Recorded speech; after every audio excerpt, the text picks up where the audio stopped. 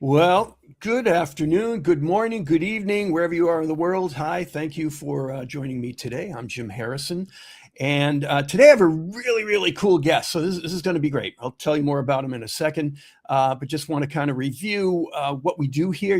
I've been working with essential oils for over 30 years. I think I've done almost everything you can do in the essential oil world, and I just really love to share that information. And so today, that's exactly what we're going to be doing with my guest, Gabriel Mojay. So here's how we go. Let me tell you a little bit about Gabriel. I actually have to read this. Usually I got it, but this guy's done so many things. Okay, so Gabriel began his natural healing journey in 1978 with macrobiotics and shiatsu, which is really interesting. He co-authoring a complete guide to Japanese form of bodywork, which is what shiatsu is all about. From 1984 to 1988, he trained in acupuncture, Chinese and Western herbs, and scientific aromatherapy. Then from 1990 to 2020, he was the principal of the Institute of Traditional Herbal Medicine and Aromatherapy in London, and he's presented for kind of all over the world: Australia, Brazil, Canada, China, Czech Republic, France, Hong Kong, Korea, Japan, Mexico, UK, and the USA. Well, it's good. You're in the USA, right? And we're going to have to talk about Japan too, because he was just recently in Japan. So we'll bring that up. Gabriel is also the author of Aromatherapy for Healing the Spirit. If you haven't read that book, it's one of those must-read type books. And right now he's based in California since 1922, and he's a co-director of Actaea Institute of Herbal Medicine and Aromatherapy.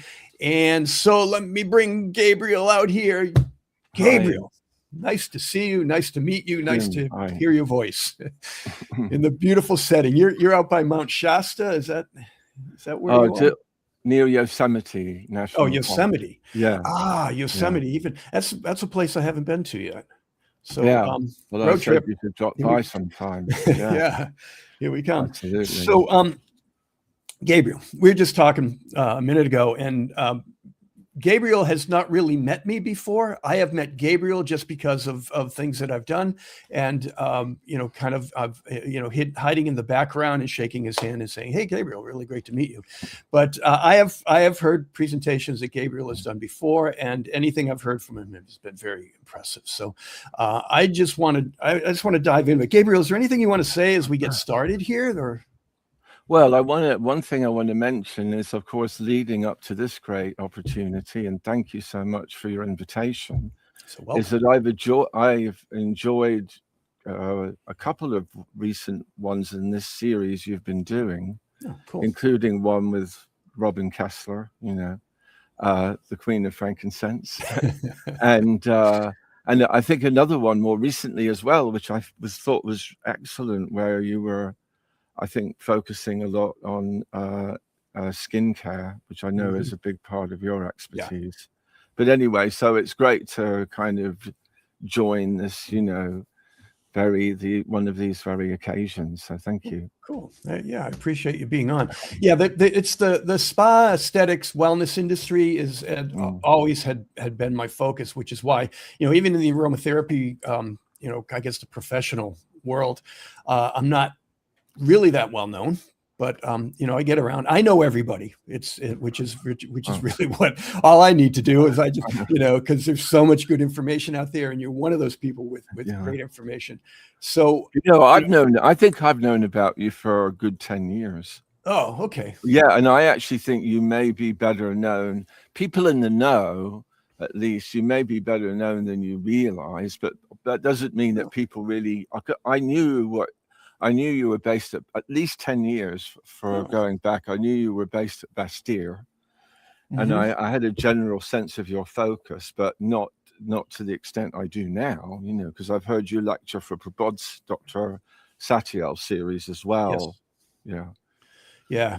Your presentation on there was really excellent too on sandalwood. Thanks. Thank you. That was a really good one, because sandalwood is one of those oils that it's kind of a confusing topic in the aromatherapy world.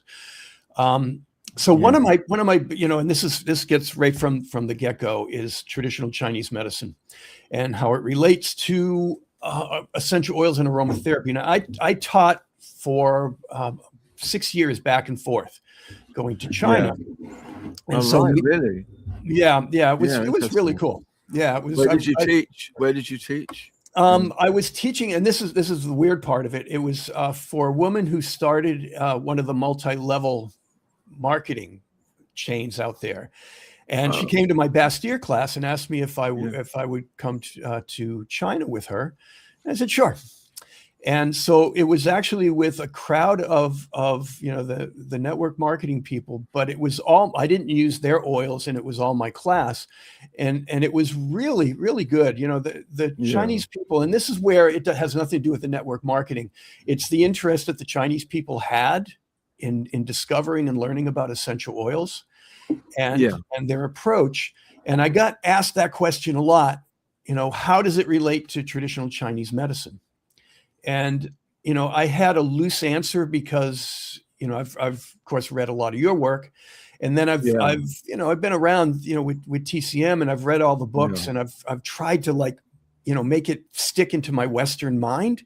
But it's been a challenge, and I did get to understand a little bit more, but I was in Shanghai and Chengdu and I mean, just nice. all across the country. I did end up working with a spa chain in Shanghai. Wow.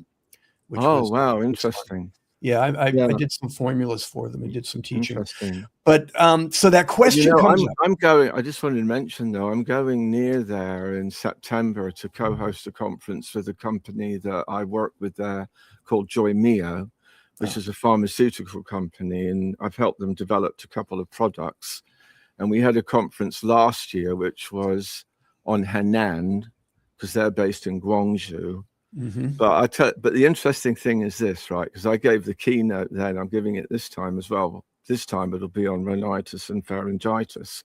But when I sent my slides in originally, and that the first time last year, with like 500 doctors, and I was supported by 2 colleagues, and I gave it all the outline you would expect, covering the foundations of essential oil science, and adding, I can't remember, but some Chinese medicine perspective, right? TCM perspective on aromatherapy. That was the one thing they didn't want. That's interesting. Because I think at this maybe it would be different in the context you were speaking of, people interested in essential oils per se, but these were all doctors who they were trying to sell it to as what they call light medical science intervention, that's more. So basically I had to focus a lot on, chemistry and pharmacology and that sort of thing, safety, right? Leave out the TCM, but it's kind of ironic. That's all, really. Yeah. One of the interesting things we went to, there was this beautiful TCM center in Beijing. I don't know if you've heard of this one. It's huge, and just everything, the design and everything. And I should have looked up the name so I could have remembered it. And we were talking with one of the doctors. Now, the host that brought me there, like I said, network marketing, and she has a very network marketing personality. And so we're in this and talking with one of the doctors there, and she was trying to get him to, put oils on his hands and all this other stuff. And which I told her never to do in front of me ever again. And I suppose if they're neat anyway. Right? Yeah. And what the response was, the doctor said, "I don't do Western medicine." And I found that really interesting because, we're doing essential oils and we don't always think of it as Western medicine, but it was kind of based on Western herbology and also Western medical practice, coming from, the French aroma medicine practice. So, but I never thought of it as because we work so holistically. So that would be, go ahead. Well, I mean, I think it's interesting. I'm sorry to interrupt you, but maybe I'll make the point quick. Well, there are interesting though, and I think you do raise a good point, but there are aspects to the medical history, if you like, of China, okay, and specifically TCM, that does actually, have quite profound aromatherapeutic dimensions to it. And in fact, even if you take it, there's even a whole category if you look at the Chinese herbal medicine pharmacopoeia from a herbal point of view, there's even one class that is literally called the aromatics, and they are described in themselves as having a special particular kind of function, which is especially both digestive and mental. Interesting, if you think of that gut-brain connection. Yes. And then the other thing, of course, is that, well, if you think about like things like, if you think of like tiger balm, things like that, those very potent, salves that do have essential oil constituents. And I think some of those products would have been developed in the late 19th century in a parallel time, even, because another thing that is often lost, I think, from aromatherapy in the history of, I know Gattefoss coined the term, but the phytomedicalists and eclectics, of the late, like Ellingwood and so forth, those books that Peter Holmes often speaks of too. They were also employing essential oils, So in many ways, I think, it does go back to that 19th century revolution in distillation. I'm sure that suddenly these new products became available around the world. But I think, though, even though it wasn't always called aromatherapy in the East, that wasn't coined until Gattefoss in the 28 or whatever.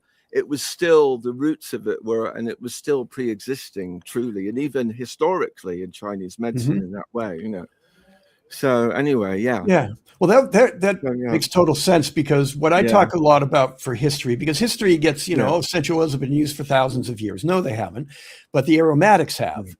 And, I generally talk about that from, the spice trade and the spice trade roots, and how we understand how aromatics became, something that went from the Middle East to Europe. And that is actually the foundation of what we consider the history of essential oil. So that makes sense that, aromatics, they were coming out of China. And as you were talking, it reminded me of something that Jeffrey Ewan, who is, he was actually at that same conference you were at. Yes, he was. I heard, I had the great, I enjoyed listening to him. He was brilliant. He's like that E.F. Hutton commercial. When he speaks, everyone listens. It was kind of interesting. But his story is that he's an 88th generation Taoist master, and supposedly his lineage is one of the few or only lineage that used essential oils, which I never really got into understanding. When did that begin as what we know as essential oils, which either pressed from the fruit or distilled. But aromatics, I think that makes sense when you talk about tiger balm. We are talking about aromatics, even though these days I think they just throw menthol in there and some isolated compounds. But the interesting thing is, one thing I want to mention, though, of course, is that alchemy, right? Yes. Which has been a great interest of mine, and both something that's unique and wonderful about alchemy is that it's universal. Now, that doesn't mean that there was a one system, because we know, of course, the European alchemy, I'm thinking of Paracelsus, when you read all the extracts that he started to distill in the 16th century, right? It's almost like a whole list, like going onto the website. There's myrrh, there's rosemary, there's thyme, there's marjoram, there's sisters. It's like, wow, So, but there was a Chinese alchemy, as well as the Ayurvedic. So, and of course, the Chinese alchemy was rooted in the Taoist concept of transforming the essence. Akin really to the Kundalini in the yoga system,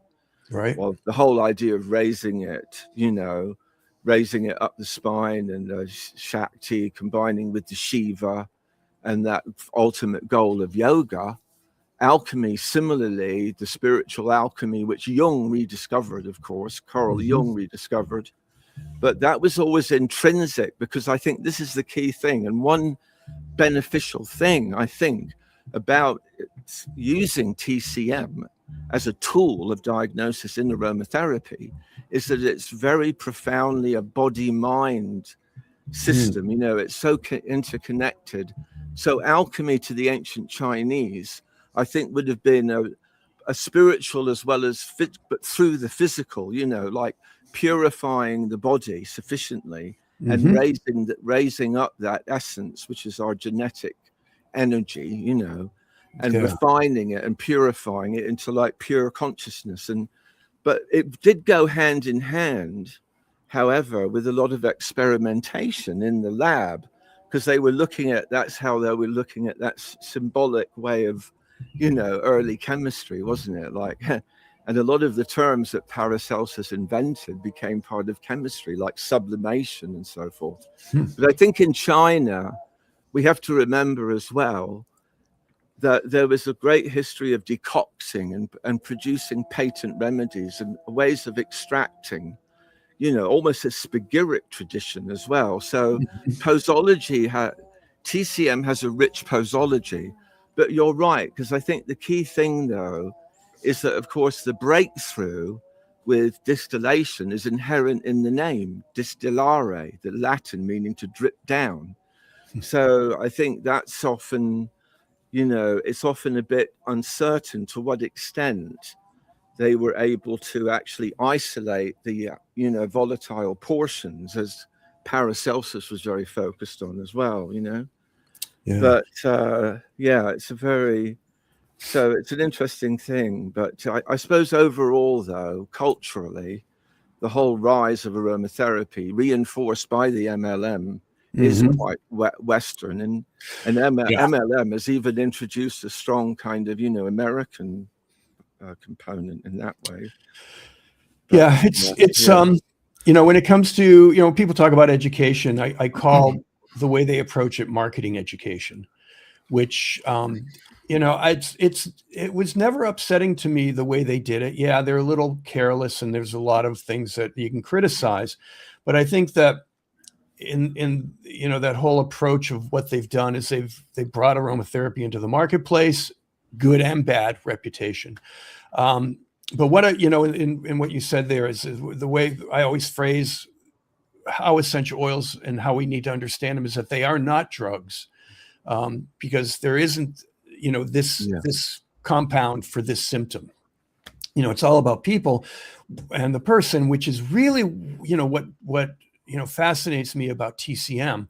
Though the things that are interesting that I haven't quite been able to grasp is when you look at the 5 elements and you know, the meridians, and when we talk about blood and when we talk about liver, you know, from a Western perspective, we're looking at pieces of body, but from TCM, it's something else, which is, can you explain just a little bit about how you're able to work with those features and get essential oils to fit in with it? Now, before you answer it, I just want to say this. One of the talks you did, it was about East-West is what the whole thing was about. And one of the speakers obviously didn't know what they were talking about and said something about wood. What happened? Oh, you fell off. We just lost Gabriel. And I had such a good question for him too. Let's see if we can get him back. Here we go. Okay. Cut it out accidentally there. But carry on. That's it's a beautiful thing about technology. Which is really cool about the way we do these things these days. You know, it's all acceptable. You know, if we were watching TV and it happened, you know, with the professional guys, it's like, I like this. I like this is real. So what I was saying, and this kind of gets to how to understand this, is somebody was talking about the wood element and then said cedar wood. And your comment was, just because it's wood, it doesn't mean it's the wood element. So how do you explain that? Because that's my Western mind and everyone else's Western mind kind of going, oh, wood is wood, right? You know? Yeah. Gosh, you remember that moment. That's so interesting. I thought I do. You know, that was my good. I'll say that was the chap who mentioned that actually was has always been a great friend of mine. I'll mention that. That's probably why I was a very good friend of mine too. Yeah, that's probably why I was so bold and rude. But he handled it okay. He was fine. Yeah. Well, I'll tell you what. I mean, my I started. You mentioned in '78 with macrobiotics. And especially the teachings of Michio Kushi and yin and yang. So, from my but it neighborhood wasn't in really. Brooklyn, Massachusetts. Oh, really? Yeah. Brookline. Yeah, that's right. yeah. And but it wasn't really, I think, until I was studying with Giovanni Mashosha. Giovanni, he's written all. I don't know if that name rings a bell, but he's the author of all the main books on Chinese medicine in English. Giovanni Mashosha, the ones published by Elsevier, they really are the dominant textbooks in all the acupuncture schools in the English-speaking world, really easily. Wow. And I was lucky to study with him in London in the early '80s, because he was originally from Italy, and then he trained in England. He wound up living in Santa Barbara. He passed in 2018, but the thing was that it was the way that he really emphasized the functions of the organs, understanding the key vital organs from the Chinese medicine point of view, right? And the five or five or six main ones that are classified as the so-called yin organs. I mean, because yin and yang can be used in a whole bunch of different ways, but physiologically, yin being more related to the physical, yang being more the invisible and energetic. These are the main, like, vital or so-called more like solid on all organs that secrete the vital substances, including the liver, the heart, the lungs, the kidneys, and the spleen, pancreas, and the pericardium. They're all the so-called yin organs, and they're all paired with these hollow workshop organs, so-called, like the stomach and the bladder and the large and small intestines, etc. Okay. Now, the thing is that among these five key yin organs, which relate in turn, to the five elements or five phases of yin yang interchange, so that East Asian five element system.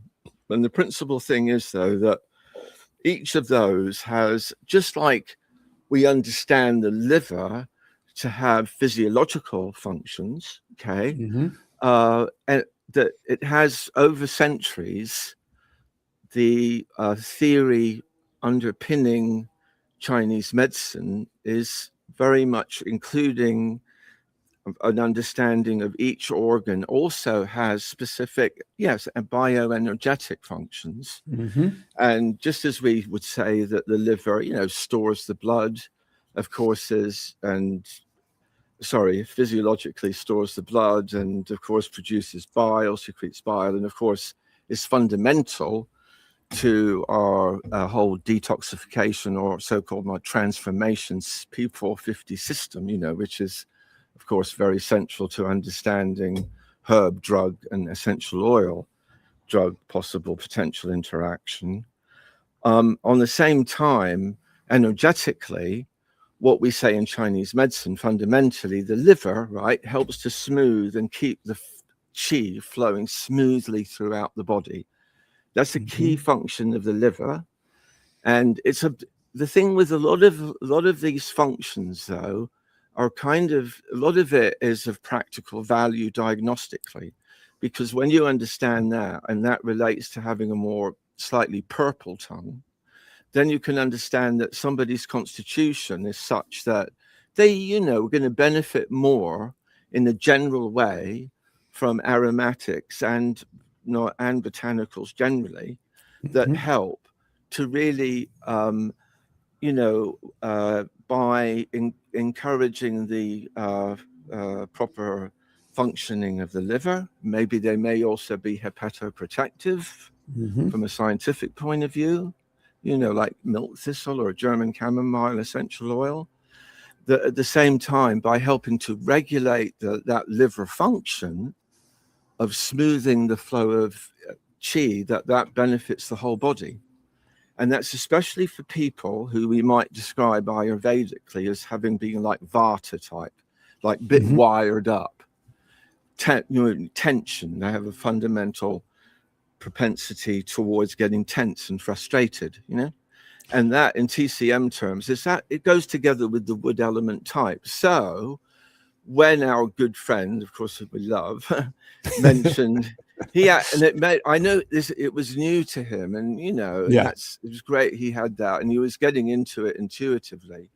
But you really want those kind of more antispasmodic, for instance, because those will be, and there's great research as well, highlighting more recently when they did 44 deep dive research to show how among natural products, many essential oils indeed are actually possess, some excellent antispasmodic activity. And that goes hand in hand exactly with that function of needing to restore or the regular flow or regulate the flow of qi energy in the body.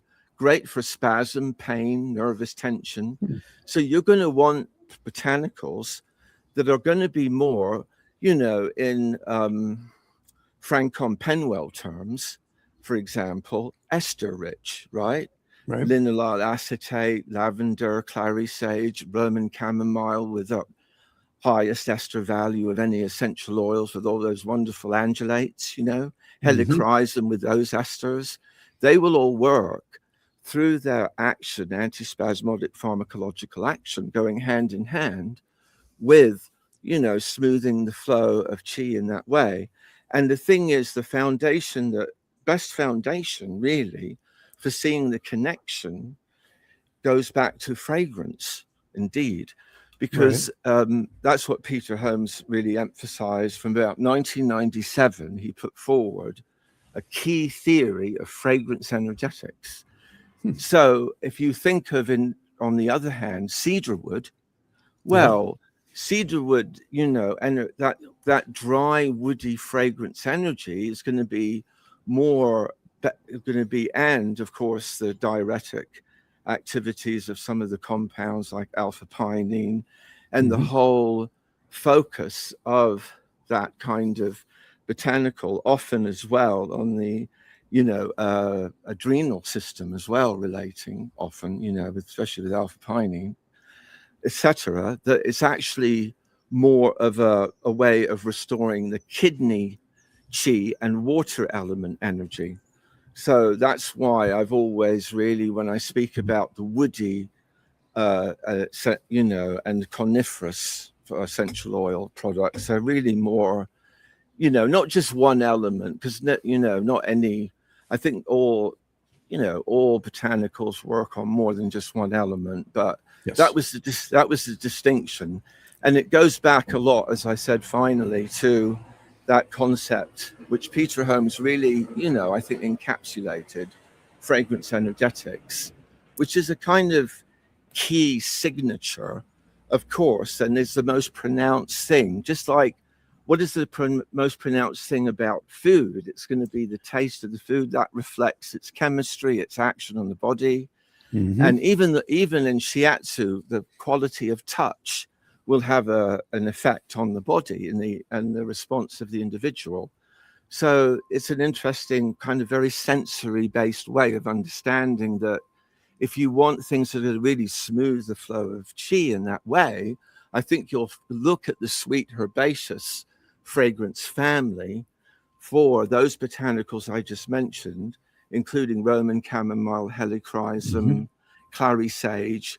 That's one fragrance class that you could say is going to be particularly good for smoothing the flow of qi, that sweet herbaceous, but also the fruity, with orange, mandarin, and the citrus, the sweet citrus fragrance, very similar. And of course, not surprising that it's got all kind of other activities the citrus, of course, and the big, of course, in Chinese medicine, orange is equated with exactly that, smoothing the flow of qi, especially when it affects the liver, affecting the stomach, etc. You know, so that's really that really gives you a kind of overview of the importance of the functions of the organs, B, the appropriate botanicals to restore the normal functioning, which takes time. You're right, you can't do it overnight.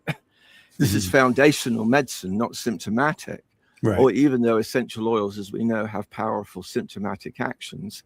And then thirdly, the way of understanding that fundamentally, as I said, Peter Holmes, is fragrance energetics, you know.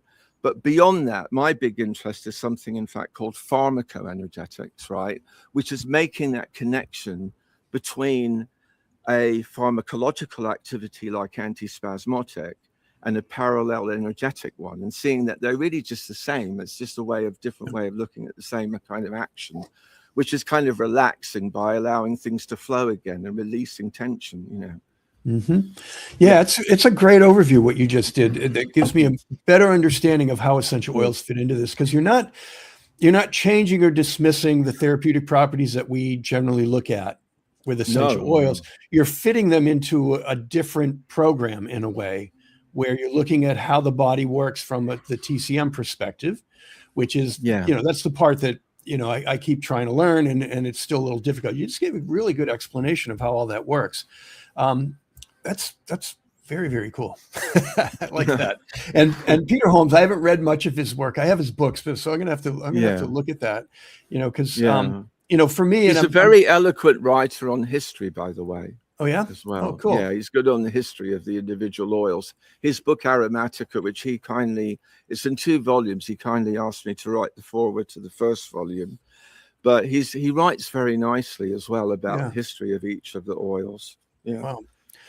Yeah, a lot of the work I'm doing is I'm very, very focused on the olfactory system, and saying kind of outrageous things like essential oils are a placebo, and which is, when you look at the way suggestion works, and when you look at the way verbal cueing works and changes the olfactory system, some of what you're saying really fits into that. And I'm really interested now in Peter Holmes, the way he's approaching fragrance. The olfactory system is amazing. Do you ever find that memory and emotion, which a lot of people dismiss, when they talk about, if you like the oil, you must need it, which is, well, actually, kind of cute and everything, but one key, I mean, I mentioned about fragrance energetics, and you can actually, that's very kind of pliable in terms of looking at it from the point of view of the doshas or the 4 elements, in the Tibunani system, or even astrologically, etc. But when was I introduced to this? I think it may have been when I was doing a course that Dietrich was involved in England in 1993, organized by the Natural Oils Research Association, which Bernie Heffron sadly passed away the last few years. But they were talking about, and I've heard the work of Stefan and Paul Jellinek and Stefan. Do you know Paul wrote the authors of the Psychological Foundation of Perfumery? Yeah. He has that whole chart that he. Yeah, that's it. So, like you say, and I think that describes those 4 odor mechanisms. Okay, and I'd also related them to the 4 elements. You mentioned placebo. Okay. Of course, that's universal. And in this kind of, I know we talked about 5 elements, but it's kind of almost polar, because if you think of placebo relating to air, because that's the influence of the mind, what you believe is very powerful.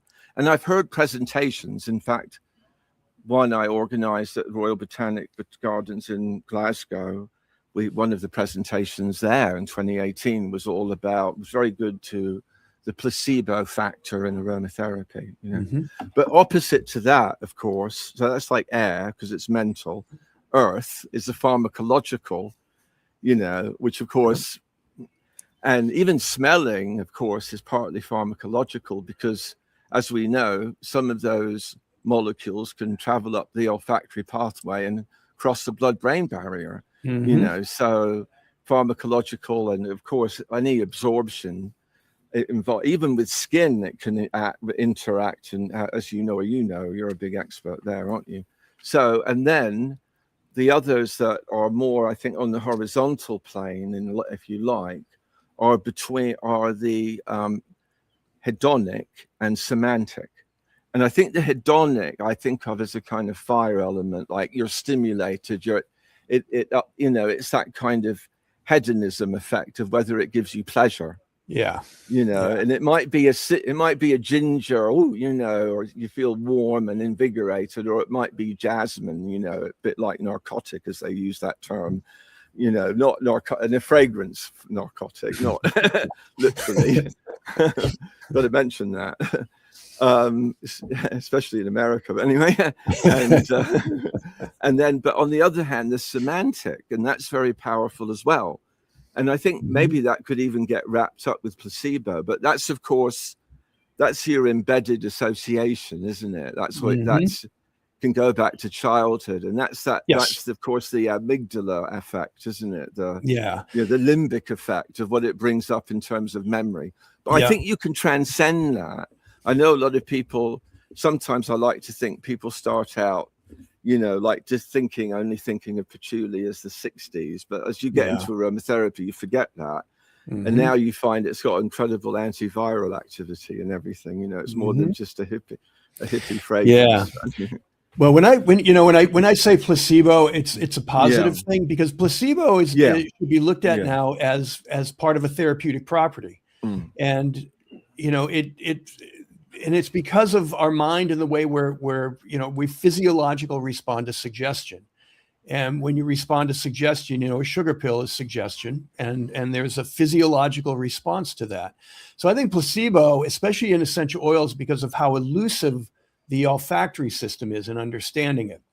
You know, there's a few categories that I look at. You know, when we were talking about ginger, and peppermint is the same thing. Like that, I was telling you about a woman who put peppermint on people's hands. This comes out of the network marketing, which is just ridiculous. And then putting up to their face. And I said, why do you do that? She says, well, they can feel it. I'm saying, well, of course they can. There's the trigeminal nerves are responding to the irritation of the peppermint in the nose. And, you know, she's saying, well, and they're stimulating. I say, well, if I took a pin and I poked you on the shoulder with the pin, you would also be stimulated, you know? And so there's all these elements that we don't pay attention to. And, you know, and the more I hear about TCM and Ayurveda, I think that all of those kind of get incorporated because we look at the body as a more holistic system instead of separating. You know, olfactory is all about the olfactory nerves. Like you just mentioned, it gets into the blood-brain barrier. You know, that's a physiological response where it's able to physically penetrate. With the olfactory nerve endings, we're triggering a physiological effect as well because of the neurotransmitters that get released through scent. Yeah. And so there's so many layers. And this is, you know, again, what fascinates me about TCM, because it really dives into that. You know, another dimension to this you're actually making me think of as well, if you don't mind me interjecting here, because you're making me think as well. We know that, and because I encountered this, I love reading research on PubMed, you know, and it's all, everything's against placebo. You know, is it, how much better is it than placebo? Because placebo is often better than, you know, control, where there's no, you know, or they're not aware of having taken anything. But standard, I mean, level of how it would, you know, the original problem. But what I was going to say, though, was that now I've lost my train of thought slightly. I'm sorry. Darn. Because it's a nice day out there in California. That happens. Yeah, that's right. Yeah. Now, what was I saying exactly? I'm sorry. We're on the placebo thing and PubMeds and understanding all that. Yeah. I'm sure it'll come back to me in a second. That's the way that works. Yes. Yeah. I've got to remind myself of the context again. Yeah. What was I thinking? I'm sure it'll come back to me. I'm sorry. Anyway, Yeah, but I mean, it's everything. The placebo. I was just writing about this as well. Essential oils do not fit into reductionistic studies, which is I should say controlled studies, because essential oils in the real world, and I think anything, this goes with anything, that in a real world application, you have so many factors. And when you get into a controlled situation, you start diminishing or trying to erase all those factors to see what's actually working.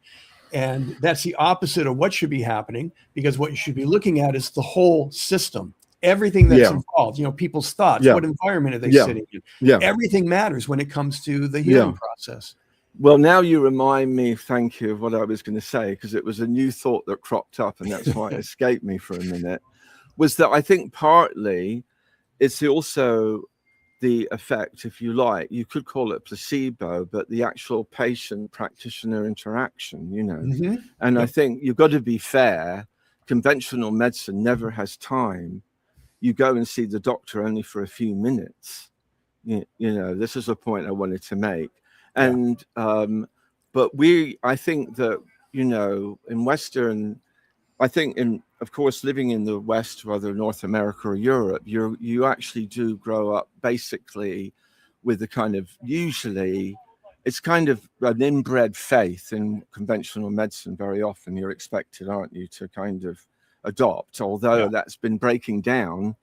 Well, especially these days from a political point of view, and that's in many ways to an unfortunate extent, But good idea, wrong practice is what that is. Yeah. Yes. Perfect. But I think that so it is hard but when you go and you've got the luxury with TCM, does need time. These are consultations we've been doing in our institute. Very often, well, 7 song we've had as a clinical supervisor. When you get really practice, you can do it in half an hour. But that's when you're really practiced, and that's the kind of holistic assessment required. Yes. But I do think that the more time you're with the person, explaining the benefits of what you're giving them, that's going to have a bigger impact in placebo terms than just showing up at the doctor and then writing out a prescription, sending you off and thinking, oh, I forgot to tell him about this. I wonder, So I think that I just wanted to say, that's where I lost my thought for a minute. It's not just about the oil and the herb. It's also about that whole, what you were saying, everything that goes into it, Yeah. Well, I'm writing a lot, like I said, about suggestion and things like that. And it's the science of suggestion. I mean, the body responds physiologically before any treatment begins.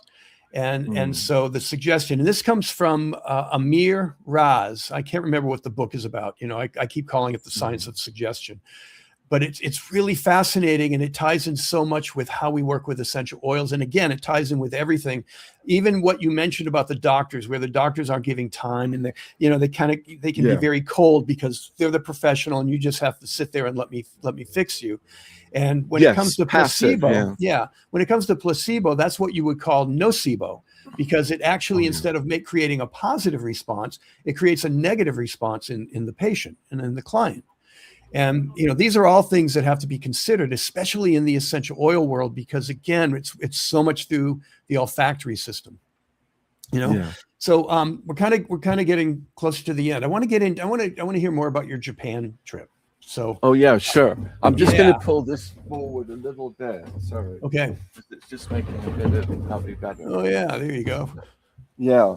The one that I went on last month. You were and you had mentioned some oils that I hadn't heard. Now I of course follow the whole forest bathing thing. So hinoki and oils like that are have become pretty popular, but you had mentioned some that aren't. But before I have you tell me about this trip, is Japan. Now I find Japan doing mostly what we call traditional aromatherapy, which would be more Western style. Is there a TCM element or anything similar that they're doing in Japan? Well, yeah, there is a certain degree of interest in taking a perspective, especially 5 elements, Well, my own book was actually, has been translated, but there's other books as well. I'm not trying to push my own, but so they are, you can push your own. they've got their own tradition called Campo, the Campo, because, it's interesting. One of the, when I go back, a lecture I heard in 1987 by Ted Kapchuk, that book, The Web That Has No Weaver? Yes. And it's probably the most famous book about what, in the popular publications that people might have. And he was giving a lecture and he said, when we talk about, of course, he's known for Chinese medicine, or TCM. He actually said, it was racist. He said, this is going back because he said, because really in reality, Asia, they all had their own. There's a Korean system of traditional medicine, a Japanese system, which is Kanpo, Vietnam, they've got their own. And each of these, cultures have got their own way of having refined it. Although, of course, China's always been dominant and, a lot of the classics, the Yellow Emperor's classic, which is 3 millennia old, so forth, is Chinese.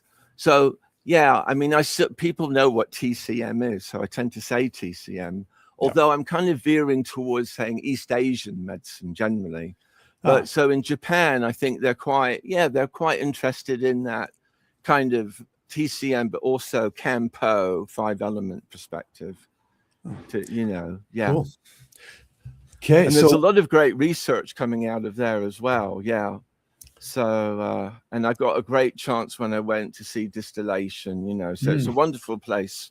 And in the middle of Tokyo, when you go next, if you might I don't know when I'm going next. I've been there a few times. COVID kind of changed my path, so I've been kind of focused on getting some things together before I start traveling again. But I loved going to Japan. Great hosts. But in the center, when you go, if you haven't been, it's quite a recent building. But we went. My main collaborator, my friend and colleague there, Reiko, she runs the Principal of the school through which I teach, and she did my diploma course in London in 2002.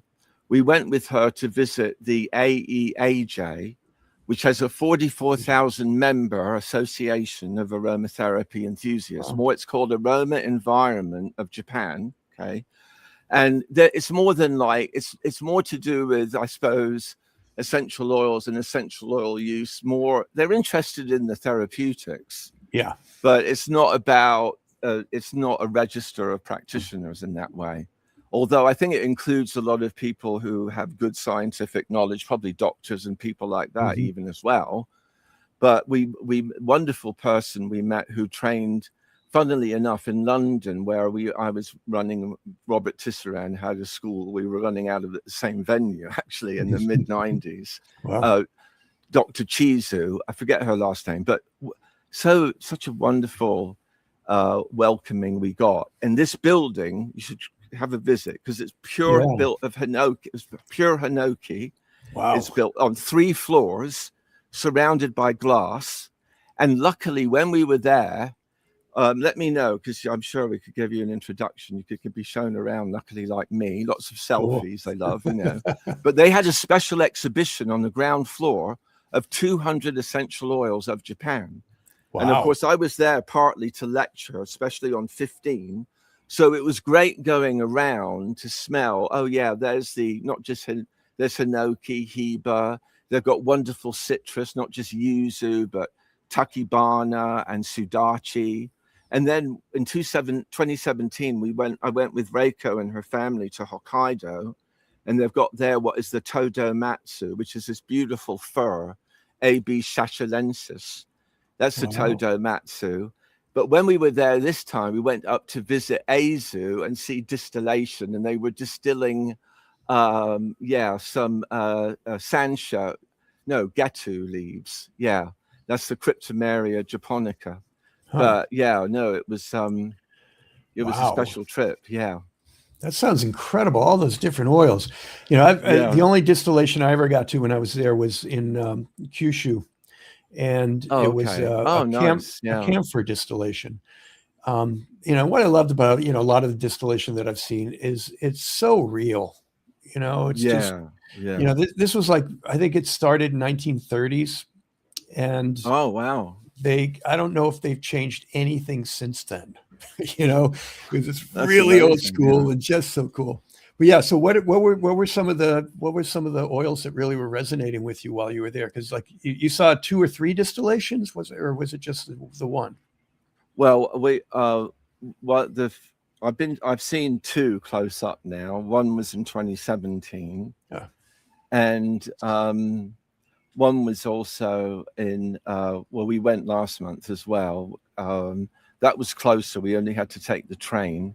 I could show some slides of that if you want to see quickly. Yeah, we got a few minutes here. Yeah. Okay, I'll just pull up. Yeah, that'd be cool. Because I'll just show you just quickly some.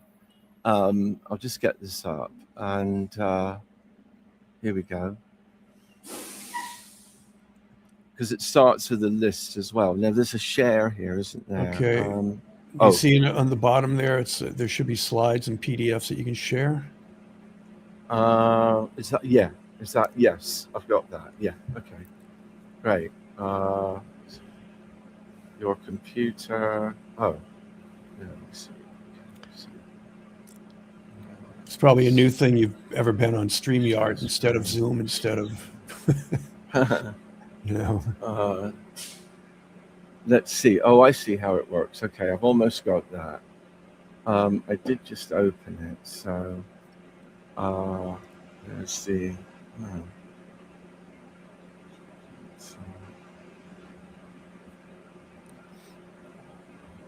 Let me just. I do have it open. But, while you're looking for that, I'm going to put your organization up on the screen here, so people want to check it out. I was just going through your website. So some great information there. Actaea.org.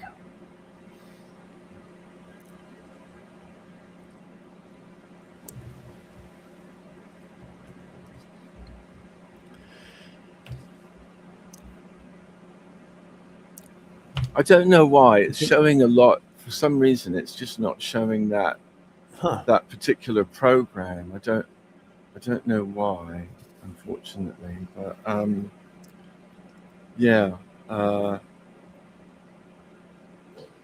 it's all this technology is kind of weird. Computer. Oh well, I think.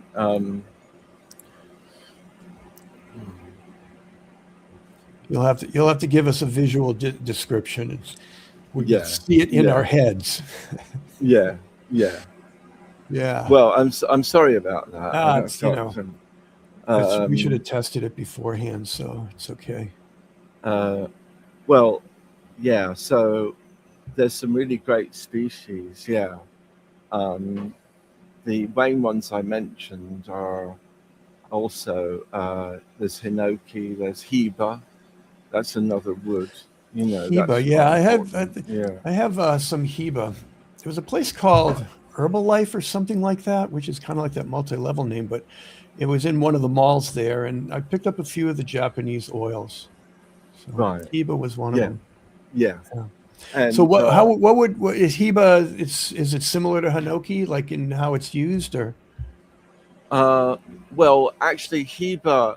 Funnily enough, some of the chemistry is similar because it's actually, I think, funnily enough, richer in hinoki-ol, which is I think that's a sesquiterpenic alcohol that really has amazing antifungal preservative properties. Oh, wow. So that's also in hiba, but it's more similar. And then there's one my favorite maybe is called Kuramoji. That's Lindera umbellata, you know, and that's an interesting one as well. What's that? I'm not familiar with that at all. What is the plant? Is it another tree? That one is Kuramoji is more like a shrub. Yeah. Oh. Yeah. So the leaf So and stems, is that what yeah, they get the oil from? yeah, yeah. That's right. Yeah, the Yeah. flowering tops, leaf and stems. Yeah, Yeah. in that case. And actually, another one is you visited camphor, Yeah. Hosho, of course. The leaf of being is very nice, linalool rich. Uh, The leaf is very nice. I don't know what kind of, was that like a traditional camphor that you were? the Was Cinnamomum it quite camphora. camphor? Was it quite And camphoraceous? yeah, and it was Yeah, from the wood, because yeah. they had a very specific way. And this is like like I said, 1930s. It was a wheel that had certain cutters in it. So Oh, it right. was almost like a wafer when he was Yeah, showing me how, what they have to do to get, to get the best distillation. And, so when he, it's like a kind of little wafer shape. And then when he bends it, it had, it would come kind of cut in layers. Really interesting. But there's a big right. cinnamon camphora park, I guess, right near where the Oh, distillation is, where it was gifted by the Chinese years ago. oh, wow. That's amazing. Yeah, Yeah. it Well, was cool. another thing is now there's over 100 distilleries in Japan. And I know what we've got. I'm going back next April and we've made a list. We're going to include osmanthus, even though Ooh. that's like mainly. In fact, I've heard that I heard that that's a big Hangzhou, apparently, which is near Shanghai, is the big place for distilling osmanthus. Apparently, did you hear about I that? haven't heard about it in Shanghai. What, Yeah, osmanthus, I met when I was in Shanghai. Was that in Shanghai? No, I was in Nanjing, Tianjin. Tianjin. And there was a woman there who actually comes from, I can't remember which province it is where the osmanthus grows. yeah, And I hear it's beautiful. It blossoms in October. So I really want to make that trip. And the yeah. Oh only gosh, distillation I heard about was, I can't remember who the professor was. You might be familiar with her, but it's in Beijing University. And she has this little office where it's all about plant medicine. And she wow. had a micro distillation, the vacuum distillation, and she was able to get osmanthus. It was not osmanthus as beautiful as we know it, though. It was missing all that really pungent, floral, deep fragrance. Right. Oh, I But see. that was the only thing Yeah, I've ever seen with the osmanthus yeah, for, yeah. but it's I've such got a a beautiful friend oil. in. I've got a friend as well, Mr. Kojima. He is quite a big expert in Japan who kindly came to my class. But Oh, cool. before as well, he's even given me essential oil of like ginseng is one. Really? Yeah, yeah. I've got some. I've still What is got it? it. A distillation, or was it like one of the vacuum distillation type Well, systems? it might be. It might. When you say, I'll have to ask him. Yeah. It might be. I think when you said a micro, micro distillation like Yeah. that, it Yeah. could well It be. gets all But and kinds of names like, also astragalus, he gave me as well as another ah, one, and wow. then dangui, Chinese angelica. Those three, yeah, Yeah, I know there's people that are doing the supercritical extracts of some of the yeah, Chinese herbs now. And yeah, it's actually, there's a woman in San Francisco, I think, that has a focus on that. And I had never, I found it online and I bought a bottle, and now I can't remember who I bought it from, trying to find that information again. I know Kurt Schnaubelt knows her, so I could probably get yeah, that information. But yeah, it's really interesting how what they're doing with Chinese herbs now, bringing that yeah. out. I'll tell you a little funny story though, because how I discovered a new oil when I was in Japan, because I every time before this was not last month but previous year, I always like to visit Kyoto because that's Uh, where a lot of Kyoto, a lot of the yeah. most Yeah. amazing. So on the way back, Reiko had given me the instruction of where to get off. So taking the Shinkansen bullet train. So I was listening out for the place, they said the name. I thought, well, this is it. I'll get it off and get off. It was the wrong station because it just happened to have a similar name, and so I realized this where I was supposed to get off was part of Tokyo. I still had like about 50 miles or whatever. So I wandered into this mall actually, and I found this tourist office, and they were so sweet. They helped me out. And then I was wandering around. There was a department store. They had some essential oils. And I thought, oh, I'll buy them each a little bottle of lavender, which I did. I took them back a little bottle of lavender. Cool. But they had one called they had pomelo, essential oil of pomelo. And pomelo is like that's their citrus that's even the ancestor of grapefruit. You know, it's like so it's like that's like the, in evolutionary terms, it's the grandmother of all this. There's an older one that is extinct, but pomelo is as far back as you can go. So I kind of found the grandmother citrus. Wow, that's crazy. Essential oil. Does that grow there? It's not very long. Or was it just you found it there? Oh yeah. No, they grow the pomelo, and they grow these different species of citrus like Tachibana, and they've all got their special traditional uses. Yeah. In food and in the local ritual, as well. Yeah. Well, yuzu is everywhere. Yeah. Everywhere you go, there's a little splice of yuzu going. Yeah. Well, at the winter equinox, you've got to have a bath in it. That's like doing the forest bathing. So another little secret. It's got a special name. I can't remember, but I don't need another brain fart. Sorry about that. But anyway, but you have a hot bath and floating the yuzu fruits in it, and as a practice in the new year to welcome in and have good fortune and good luck for the new year. Yeah. Well, cool. Well, Gabriel, there's so much more to talk about, but we're kind of at our end here. But man, we'll have to do this again. You're just such a rich source of information. It's great. And you too. I've learned so much. Thank you. Oh, well, thank you. There was, no one really wanted to chat with us, but at the beginning here, Prabodh Satyal, who we had talked about earlier, who does the conference, the webinars on Saturday mornings, he said thanks because we were.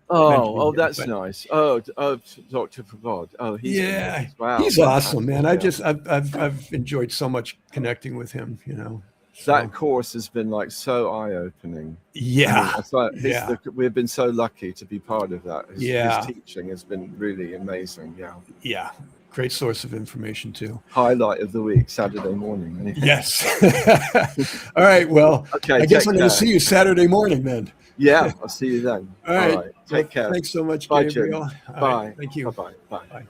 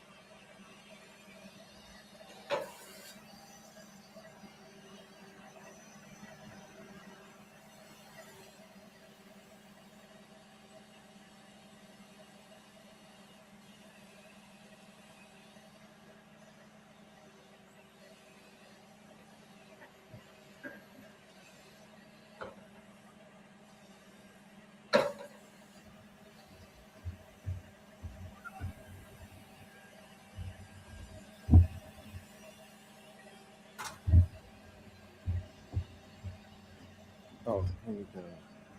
YouTube essential oils.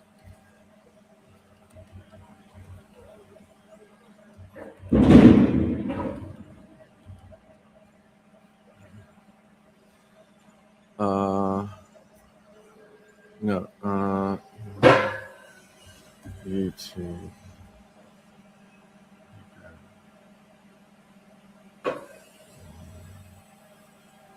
Your videos.